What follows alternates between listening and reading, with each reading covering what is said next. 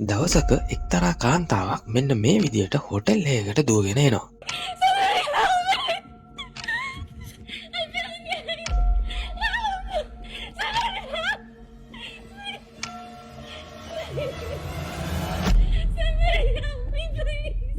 ඇය පවසන ආකාරයට කිසියම් පුද්ගලයෙක් ඇය පිටුපසින් දුවගෙන එනවා ඇයව අල්ලන්න. මෙන්න මේ විදියට ඇය බියෙන් ගිහිල්ලා ලිෆ්ට් එකේ හැංගෙන්න උත්සාහ කරනවා. ඉතින් මේ සිද්ධිය CCTV කැමරාවකින් පරීක්ෂා කරනවා ඒ හොටලේ වැඩගන්න සේවකයෙක්.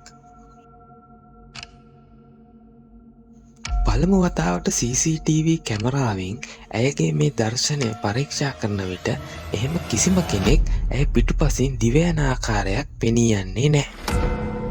නමුත් දෙවනි පාර ඔහු ඒ CCTV කැමරා පරීක්ෂා කරන විට දකින දර්ශනයෙන් ඔහු භීතියට පත්වනවා. බලන්නකෝ මුලින්ම යන්නේ කාන්තාව. ඊට පස්සේ ටිකක් වෙලා යනකොට මෙන්න මේ වගේ සෙවණැල්ලක් දක්නට ලැබෙනවා.